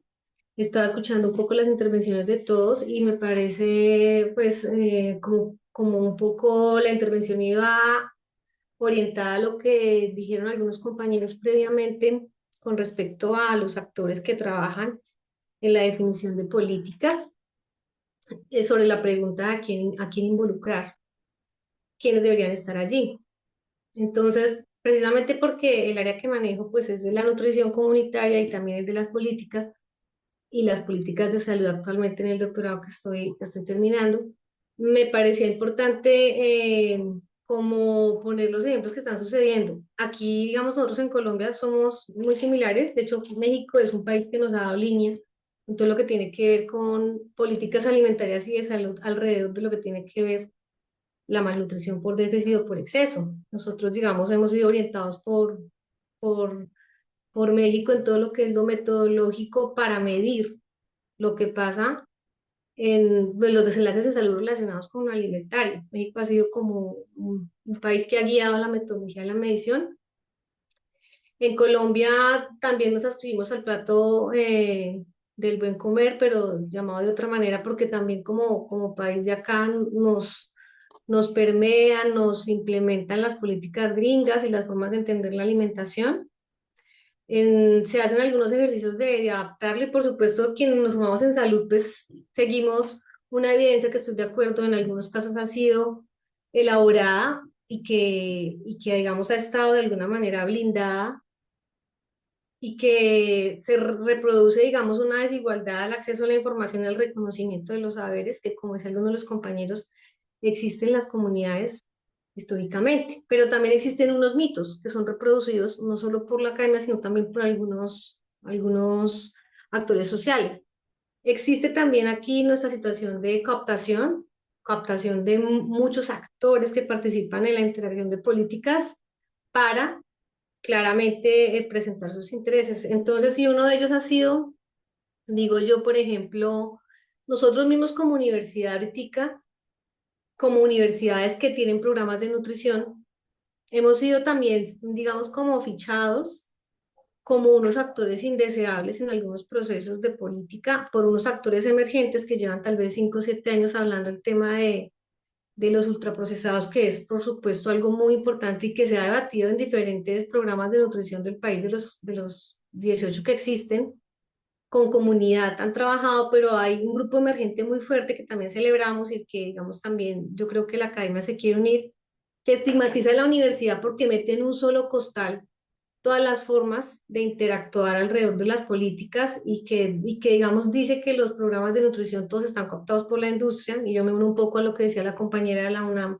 que trabaja en el área de ciencia de los alimentos. Yo creo que hay que traer un poquito de la teoría de las políticas, y es decir, que los actores tienen poderes e intereses. Dejar la ingenuidad de que si yo extraigo a un actor, entonces me van a quedar los actores perfectos. Yo creo que eso no existe. Yo creo que existen los actores que tienen unos intereses, cualesquiera que sean académicos, em, económicos, de poder, lo que sea, pero existen. La solución no me parece a mí que sea la exclusión. Casualmente, digamos, en mi experiencia de docencia, ha trabajado solo en programas de salud, y el año pasado tuve la oportunidad de trabajar con todo el tema esto de la normativa de los sellos como nutricionista dentro del programa de Ingeniería de Alimentos de la Universidad del Valle. Es una universidad que forma ingenieros de alimentos hace muchos años. Ellos son los que están en la industria haciendo la comida ultraprocesada, ¿cierto? Y lo que yo tenía desde la visión de salud era un estigma sobre los ingenieros de alimentos también y sobre la formación de ellos. Cuando yo entro allá como docente a entender el curso de nutrición, yo me encuentro con un montón de estudiantes que están ávidos por comprender por qué lo que estaban haciendo sus profesores o los antiguos ingenieros no estaban bien, ¿sí? Y porque había que preocuparse por la nutrición. O sea que yo creo que cuando uno excluye ciertas áreas por unos estigmas, por unos rótulos, uno pierde una gran oportunidad, porque ese actor no solo tiene intereses, sino tiene una capacidad de agencia sobre ciertos sectores. En este caso, por ejemplo, participar de cómo se forma un ingeniero de alimentos me permite entender qué es lo que busca esa formación y hacia dónde ha estado orientada. Y esta discusión que a nivel nacional nos hace como mezclarnos un poco para entender por qué, si bien tienen que estar los actores, hay que medir es qué decisiones están siendo tomadas por qué tipo de actor. Aquí, por ejemplo, me duele muchísimo en Colombia que ya en los últimos 6 años no convocan a las academias para que ayuden a aportar en el tema de la política, por ejemplo, lactancia materna. Y entonces la industria y el comercio que están allí como actores evidentes que tienen un interés de ganar dinero, crean fundaciones, como la Fundación Éxito, que es la que nos está haciendo la política de lactancia materna, el plan decenal. Casi nada.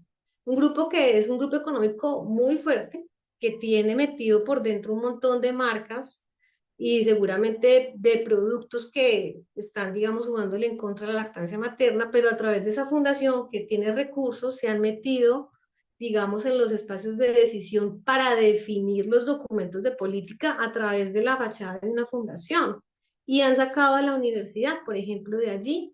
Y algunos apelan a que la universidad siempre ha estado y no han funcionado las políticas. Entonces yo creo que aquí no se trata de excluir y tampoco entonces de que todo el mundo opine. Yo creo que hay que hacer un reconocimiento muy profesional y crítico de quién está interviniendo en las decisiones de políticas, cuál es su narrativa y por qué le interesa que esa narrativa se posicione a la hora de definir una política.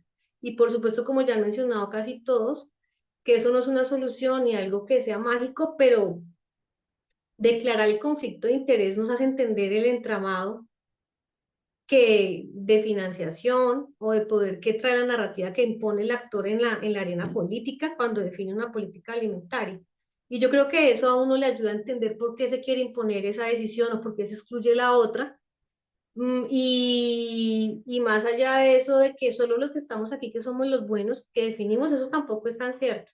Aquí, por ejemplo, pasó con el Ministerio de Salud, que es un actor que es público, que su objetivo es la salud pública, y para el tema del rotulado nutricional, pues fue un caballo de Troya para nosotros. Entonces tampoco es cierto que lo que está vestido de público sea tan público siempre porque lo operativizan personas en cargo de poder, los niveles. La gente ha pensado que la institucionalidad y no, es un cargo que está en forma de contratista o de personal de planta y tiene unos intereses y un poder y que puede de alguna manera ser corruptible o no sé, cooptado también por la industria, como decía un poco la compañera. Entonces yo creo que se trata de ser críticos en los espacios que se generan, donde se financian, quiénes toman las decisiones, quiénes están al final escribiendo el documento para poder hacer la crítica de eso que sucede, pero eso de aislar y sacar porque uno tiene como un poder de caja negra en el que le da un rótulo al actor, tú eres bueno, tú eres neutro, yo estoy entonces inocuo, me parece que es un poco ingenuo y creo que al contrario, aumenta la posibilidad de que ese actor que está camuflado en la perfección y en el yo no hago nada malo, tenga una oportunidad de estar tomando allí decisiones fuertes y lo veo ahorita, por ejemplo, con esta fundación que formuló el plan decenal y se nos está metiendo en un montón de políticas también. Entonces era como por allí. Gracias, Luz Adriana, ¿verdad? Muchas gracias. Y sí, ahora bueno, platico, pero voy a darle la palabra a Blanca.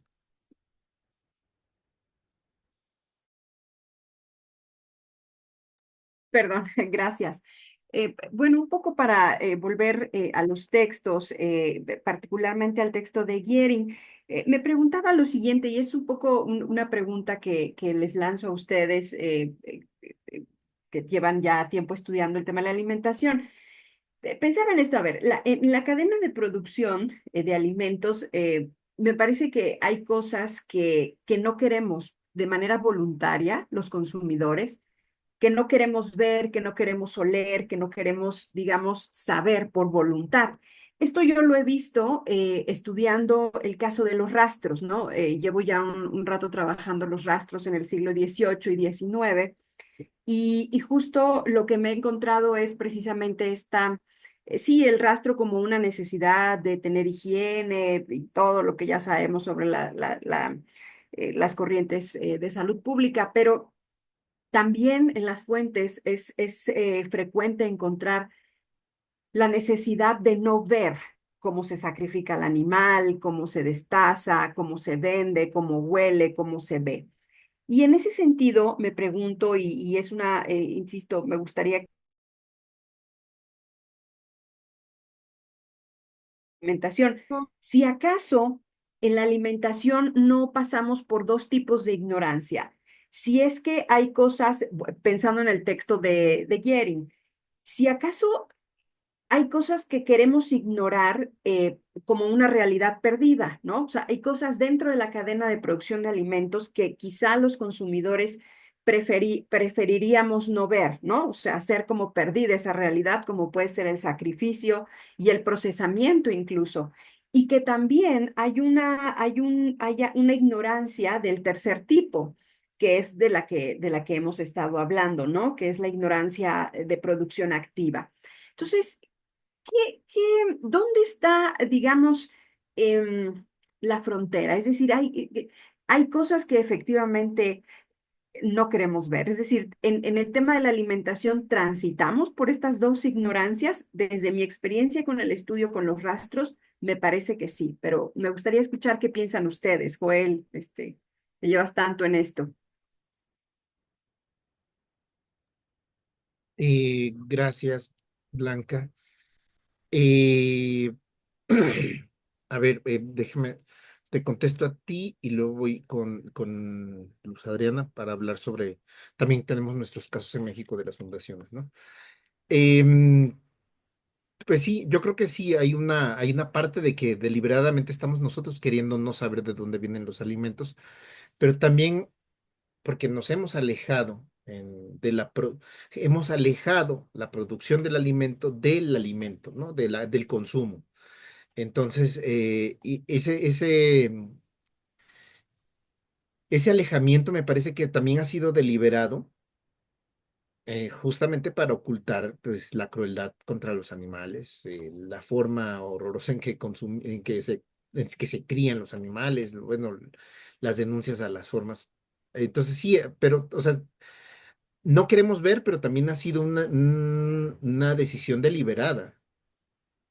eh, con criterios de salud pública, quizás también en algún momento alejar a los centros de producción y de ganadería de los centros urbanos para que no contaminen, porque efectivamente había contaminación. Entonces, digamos, justamente, yo creo que sí, no, yo no lo he estudiado, pues, y yo creo que tú eres la que más sabe sobre este tipo de procesos de cómo se ha alejado la producción de ganado del consumo, ¿no? Y cómo los rastros se vuelven una estructura eh, organizacional, mecanizada, industrializada, muy poderosa y muy efectiva de la muerte, ¿no? Y que eso me parece que, que, que impide ver la muerte de los animales, y en particular pues de animales, ¿no? El consumo de carnes. Em, y este alejamiento es lo que pues a la industria le conviene, ¿no? Justamente ahorita no sabemos qué es lo que estamos comiendo, qué es lo que estamos consumiendo. Muchas veces desconocemos qué es lo que estamos consumiendo al comernos un dulce, al comernos un gansito, al comernos un pan Bimbo. O sea, no sabemos de dónde viene, cómo está la vinculación con el...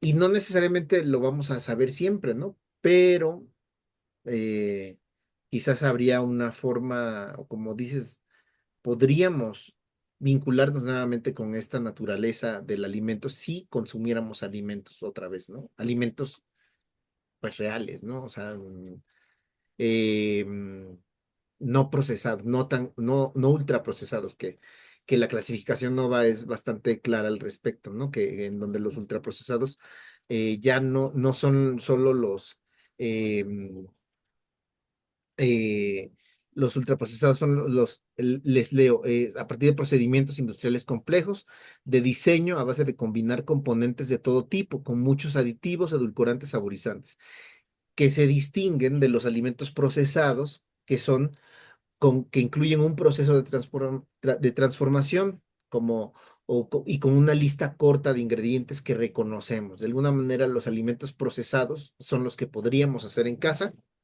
con un mínimo procesamiento y reconocemos los ingredientes. Y los ultraprocesados son los que ya no podremos hacer en casa. No podríamos hacer un cheto en nuestra casa, pero ni de chiste. O sea, no podríamos hacer unas Pringles, pero ni de lejos. O sea, están muy lejos de poderlas hacer, ¿no? En cambio, sí podríamos hacer unas sardinas en salmuera, unas sardinas en conserva, un queso. O sea, ese tipo de procesos los podríamos replicar de alguna más o menos fácil. Entonces, esta distinción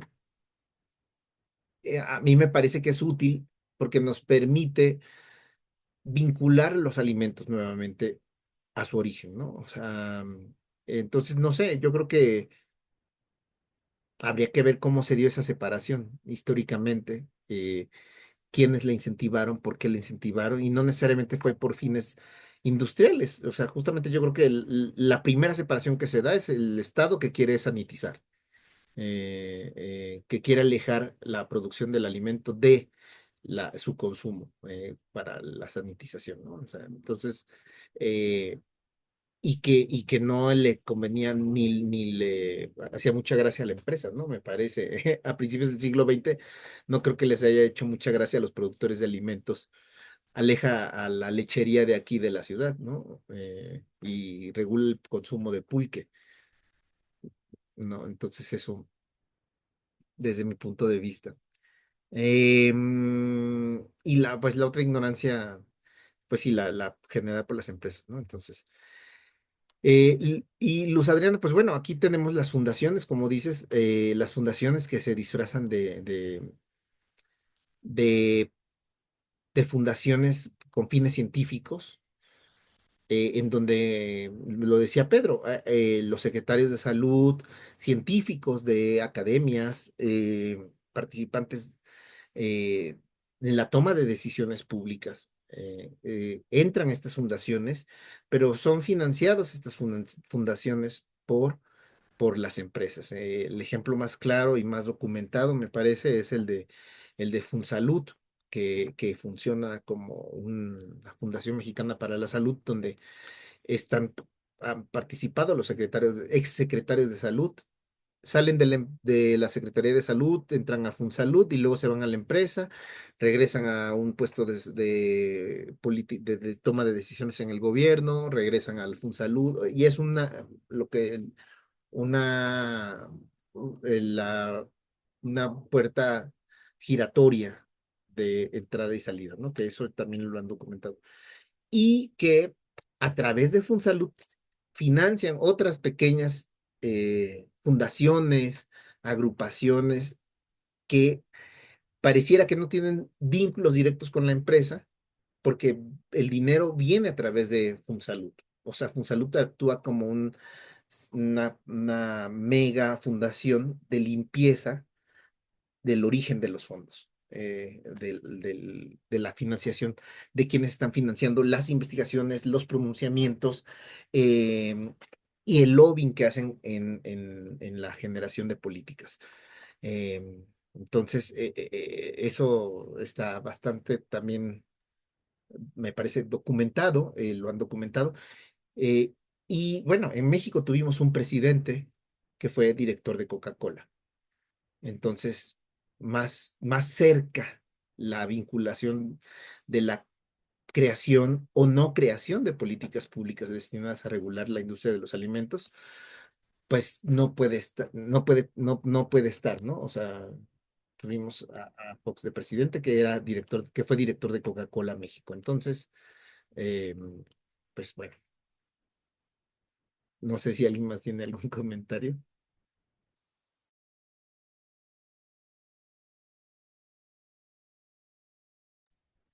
Y bueno, Douglas, si nosotros una conocida de nosotros que había asistido al seminario, Valerie, ella nos habló este doctor que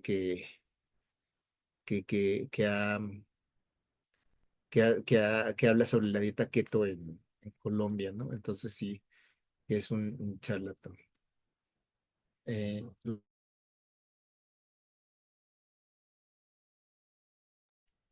Luz Adriana y Marchi.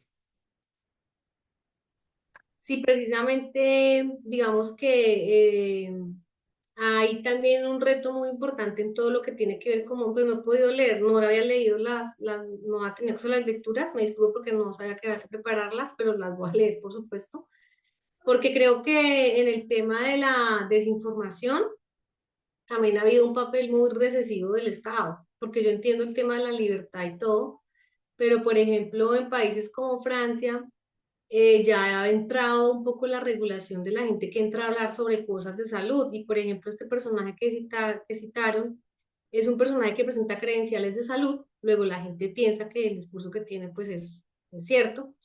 Y él habla, aparte, la dieta keto la promueve no por la dieta keto, la promueve porque pues algunos de ustedes entenderán que esta es una dieta terapéutica que se basa en ciertos macronutrientes y que se usó inicialmente en pediatría para el tema de las convulsiones y que está basada, por ejemplo, en grasas y proteínas, excluyendo los carbohidratos. Lo que nadie se pregunta es por qué este señor promueve el chicharrón. Claramente mucha gente no sabe que él tiene una empresa en la que vende chicharrones industrializados, tras del hecho. Entonces hay mucha gente que dice uno no, porque lo dijo el doctor Baiter y entonces el chicharrón es bueno, pero la gente no entiende que detrás de ese discurso que habla del chicharrón, que piensan que es el chicharrón que uno tiene después de, pues, no sé, en un plato típico como la bandeja paisa, bueno, estamos hablando de un chicharrón que está industrializando y es marca Baiter. Ahí va el tema de la declaración de intereses. Esta persona tendría que antes de decir lo bueno del chicharrón, decir de claro que tengo una industria que vendo chicharrones, que además son los chicharrones más caros que yo he visto, y que por eso voy a decir porque el chicharrón es bueno. Por eso el tema de la declaración de interés clientes no sirve para nada. No, a veces sirve porque cuando tú dices que es bueno, tú dices, ah, perfecto, además tú produces y quieres venderlo. Entonces, cuando yo soy un consumidor que leo ese interés, digo, ahí me voy con cuidado porque es que de pronto quieres que yo sea tu cliente. Y esa parte no la saben muchas personas. Y a propósito de eso, tenemos invitados al doctor José Tenorio también y a Valerie el próximo jueves 22 de mayo en un seminario que vamos a tener que se llama Un poco más allá del plato. Están también invitados todos. No sé si puedo pues enviar al correo la invitación. Vamos a tener un link para que se conecten. Vamos a estar de 8 a 12 hablando un poco de esas cosas. los nutricionistas nos sentemos a repetir el discurso, pues, de que todo es así, que todo tiene que comer así. Nosotros estamos en un país desigual y comprendemos que los retos para comer bien pasan por el sistema alimentario, por la cultura y pues por el acceso a la comida, porque si no todo el mundo sería feliz siendo nutricionista hablando de que la dieta mediterránea es la mejor cuando todos vivimos acá, al otro lado del charco, con comida que crece diferente. Entonces también valga la oportunidad, pues no sé, doctor Joel, si le puedo enviar para que le comparta a los compañeros de este espacio y también están todos invitados, es de 8 a 12 en hora colombiana, o sea que debe ser como de 7 a 11 hora mexicana. Claro, sí, tenemos una página de Facebook, si me lo haces llegar y lo distribuyo a través de la página de Facebook del seminario, también la invitación, lo que nos compartas.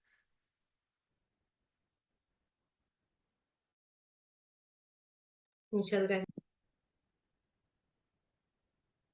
Hola, bueno, yo quisiera retomar la lectura de Proctor y de mi amiga Londa, porque creo que lo que nos hemos estado preguntando a lo largo de la sesión a través de las participaciones de todos los colegas es cómo le hacemos con la ignorancia, ¿no? Y creo que una clave fundamental dentro de la lectura es decir que esta ignorancia está social, cultural y políticamente construida. O sea, cuando ellos hablan de que tenemos que analizar la ignorancia, es justo para dejar de pensar en respuestas individuales acerca de cómo debemos alimentarnos, porque por ahí no va, o sea, ha estado comprobada a lo largo de la historia de México, de Estados Unidos y de los países que hemos hablado aquí, de Colombia, de cómo esta idea de inducir mejores decisiones, o sea, decisiones más saludables, pero solo a partir de la individualidad, es justo lo que no funciona para tener una mejor salud alimentaria.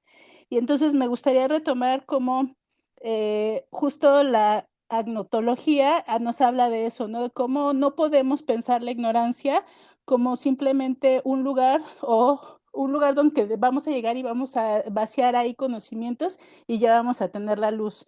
Y los autores nos dicen, eso es justo muy colonialista, ¿no? O sea, es construir la ciencia desde un lugar muy colonial donde está ahí los hechos solo por descubrir y llenar este vacío o iluminar este espacio que está oscuro. Eso no, o sea, eso no nos puede seguir funcionando para crear ciencia. Luego en la segunda parte, cuando dice también como que podemos pensar la ignorancia como un reino perdido o selectivo, lo que nos está diciendo justo es que la ignorancia está geográficamente construida, política y geográficamente construida, que a partir de quienes hacen la ciencia o quienes generan conocimiento y sus posiciones políticas, es que se sabe o no se saben cosas, es que se estudian unas cosas o no se estudian otras, ¿no? Es muy claro, por ejemplo, en el estudio de ciertos fármacos, cómo el objeto siempre de estudio ha sido el hombre blanco heterosexual y a partir de eso se construye toda una serie de conocimientos a partir de eso, ¿no? De los hombres. Entonces, todo lo que está fuera de eso queda excluido dentro del conocimiento farmacológico en la mayoría de las veces, ¿no? Entonces, también pensar cómo la ignorancia también es una construcción geográfica y políticamente construida. Y por último, que es como la forma de ignorancia que más hemos tratado en el seminario, es cómo esta ignorancia también es una estrategia diseñada y construida. Y poner énfasis en eso, o sea, no dejar de pensar que lo que estamos consumiendo a nivel alimentario ha sido específicamente diseñado con fines justo de generar ganancia. O sea, más allá de si podemos recomendar o no ciertos alimentos, lo verdadero es que ahí hay un negocio, ¿no? Y que tenemos que desmontar esos negocios y esos entramados y esos intereses para poder pensar nuevas formas de alimentarnos. Y retomando esto, un poco la idea de cuando presentábamos justo el libro de José Tenorio, él explica muy bien, ¿no? Por qué no han funcionado en México todos los intentos por regular el consumo de los alimentos ultraprocesados en las escuelas. Y dice, pues porque antes que nada es un negocio, o sea, las cooperativas escolares, que son las que promueven estos alimentos, son un negocio, y sin ese negocio no solo no sobrevive la gran industria alimentaria, sino no sobrevive la pequeña escuela porque de ahí obtiene recursos, ¿no? La cooperativa. Obviamente, este nuevo intento que acaba de iniciar de sacar los alimentos ultraprocesados de las escuelas y de volver a reintroducir las ideas del plato de buen comer y todas estas cosas que no han funcionado sistemáticamente, van a volver a fracasar porque lo que ahí hay es un interés económico que no, insisto, no debemos de ignorar, ¿no? Porque es lo que está permeando. Y pues eso, o sea, pensar colectivamente soluciones, pensar más allá de cómo les decimos que coman esto, cómo los educamos, cómo los informamos, más bien tratar de pensar en ideas colectivas, de cómo, pues sí, transitar estas ideas más allá de simples decisiones individuales y que son decisiones colectivas y que son decisiones de política pública en la que, como ya mencionaron también, pues están involucrados un montón de actores con intereses específicos, ¿no?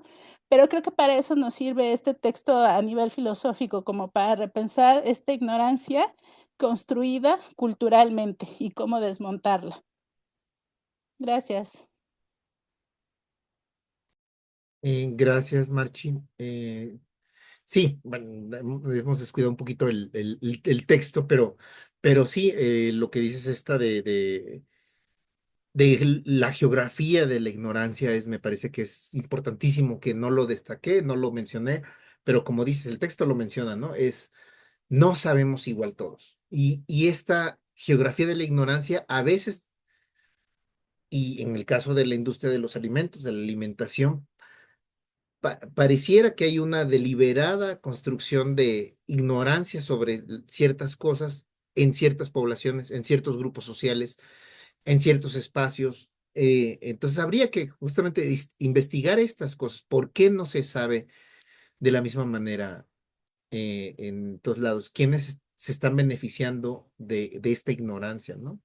Pues bueno, pareciera que la respuesta es eh, por lo que hemos leído y lo que ha mostrado en otros lados, es de que, bueno, hay una deliberada construcción de la ignorancia, pero, pero justamente no tenemos las herramientas porque nadie lo ha estudiado. Volvemos a lo mismo, a estudiar. La gente no sabe y ya. Pero no nos ponemos a buscar por qué la gente no sabe, por qué ciertas poblaciones sí saben y otras poblaciones no lo saben. O sea, ese tipo de cosas yo creo que serían más interesantes que llegar a la conclusión que llegaron hace 100 años, ¿no? Gracias, Marchi. ¿Y Ana?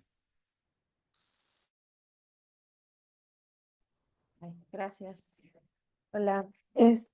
Sí, yo quería recuperar un poco de lo que acaba de decir Marchi, que me parece que aunque la discusión nos invita a pensar y reflexionar con respecto desde la experiencia de cada una de las personas que estamos aquí, parece que justo hay elementos del texto que son destacables porque eh, nos invita a hacernos preguntas con respecto a cómo es que están construidos estos regímenes de verdad, ¿no?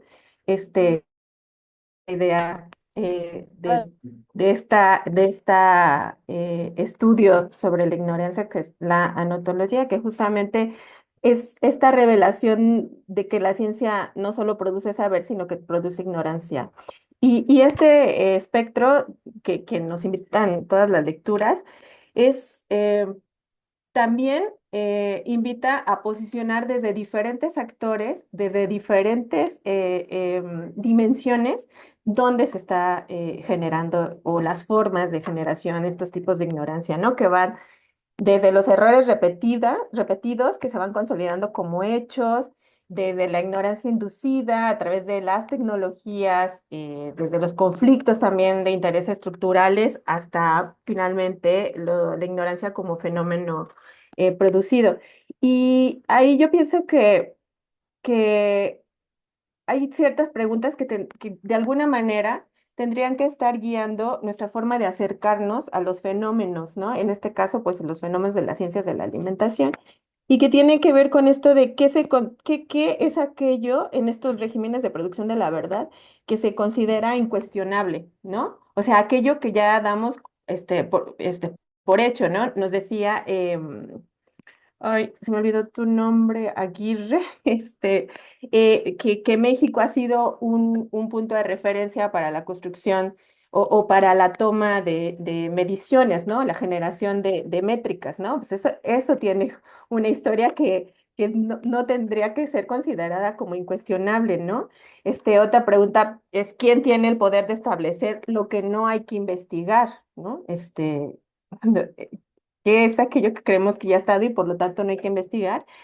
O aquello de lo que ya se sabe, ¿no? O sea, esto que ya se sabe y se descarta, ¿no?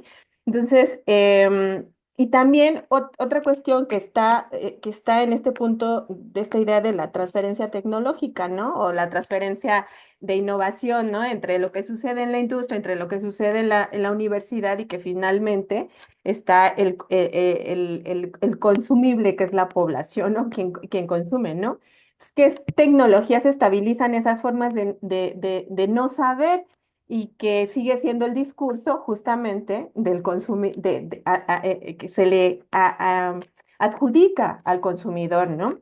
Entonces, yo creo que lo interesante, de manera así muy general, es que justamente en lugar de ver la ignorancia como un opuesto a la idea de la ciencia, estos estudios lo que nos invitan es entenderla como un componente también estructural, ¿no? De la forma de conocer y los sistemas de conocimiento, ¿no? Y, y pues nada, que se vuelve fundamental, ¿no? Hacernos estas preguntas, no solo sobre lo que sabemos, sino cómo es que se organiza lo que no se sabe, ¿no? ¿A quién beneficia también eso y cómo pues puede también desestabilizarse el no conocimiento? Y pues eso, no quería quedarme con mis apuntes.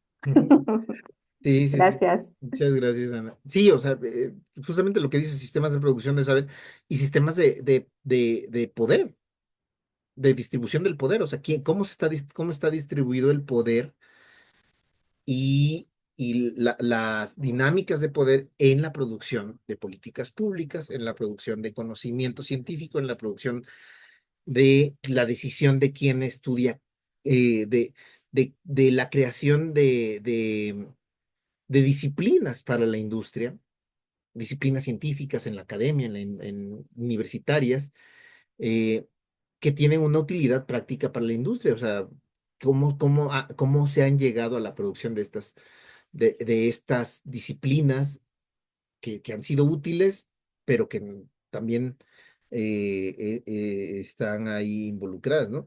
Y pues también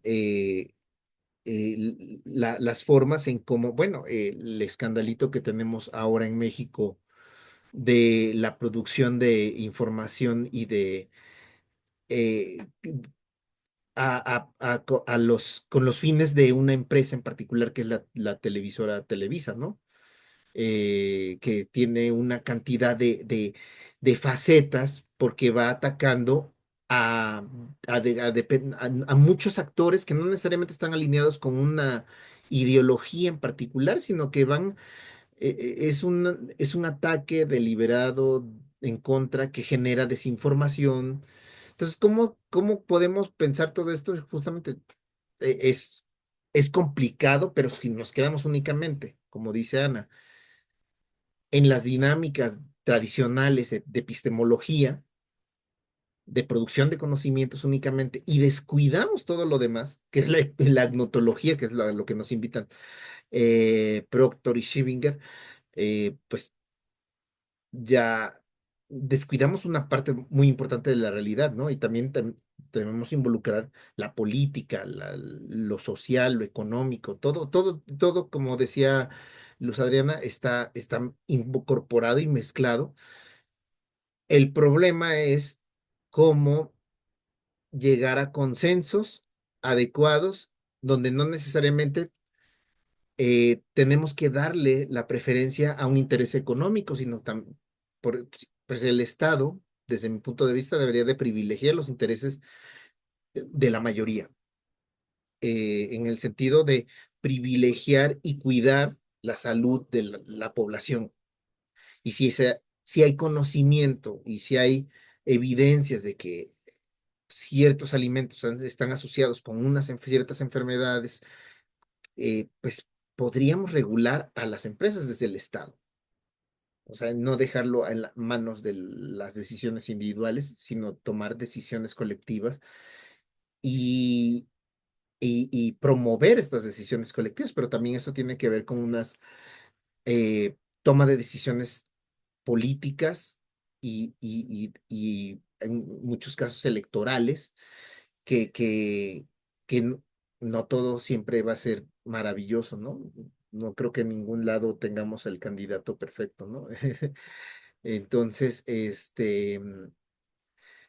pues tenemos que jugar con estos blancos, con estos claroscuros más que blancos y negros, ¿no? Del poder, ¿no? Em, y bueno, y pues no sé si alguien más tiene algo más para comentar. Eh, Creo que no. Entonces, pues bueno, yo les agradezco su participación en este seminario. Ay, Luz Adriana volvió a entrar. Em, Les Qué agradezco pena. ¿Ibas a hablar, Luz Adriana? Ah, eh, la participación en este seminario, ya son casi las 6 de la tarde. Y pues bueno, pues esto lo vamos a subir a YouTube, al canal de YouTube del seminario, y lo voy a compartir también en el Facebook del seminario, la grabación. Y porque me parece que estuvo bastante rica esta discusión. Y bueno, tenemos una sesión programada para junio. Les voy a confirmar la presentación porque no me ha confirmado la invitada. Entonces, para no anunciarles cosas que no son, el seminario por lo general es en lunes, entonces vamos a continuarlo en lunes, en la tarde, de 4 a 6 de la tarde. Y quienes estén interesados, pues bueno, yo les voy a mandar el correo con la invitación a todos los que ya tengo los correos. Quienes no, me pueden mandar un correo a joelvargas@ciencias.unam.mx, para si lo ven esto en diferido. Y pues muchas gracias a todos mis colegas, amigos, nuevos conocidos, y pues esperemos seguir aquí en el diálogo sobre estos temas que nos interesan. Y muchas gracias por todo.